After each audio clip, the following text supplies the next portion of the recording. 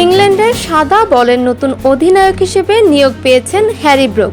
England ও Wales cricket board ECB সোমবার 7 April এই ঘোষণা দেয়।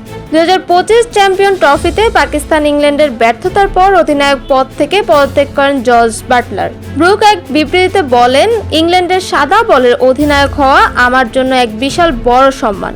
ছোটবেলা থেকেই আমি ইংল্যান্ডের প্রতিনিধিত্ব করার এবং একদিন দলের নেতৃত্ব নেওয়ার স্বপ্ন দেখতাম। আজ সেই স্বপ্ন বাস্তবে পরিণত হয়েছে। তিনি আরও বলেন, আমার পরিবার এবং কোচদের প্রতি কৃতজ্ঞতা জানাতে চাই, যারা প্রতি পদক্ষেপে আমাকে সমর্থন দিয়েছে। তাদের বিশ্বাস আমার জীবনে বড় পরিবর্তন নিয়ে এসেছে। তাদের ছাড়া আমি আজকের বর্তমানে পৌঁছাতে পারতাম না। হ্যারি ব্রুক গত বছর ওয়ানডে এবং টি-20 দলের সহ অধিনায়ক ছিলেন এবং 2024 সালে অস্ট্রেলিয়ার বিপক্ষে ওয়ানডে সিরিজে বাটলারের অনুপস্থিতিতে অধিনায়ক হিসেবে দায়িত্ব পালন করেন।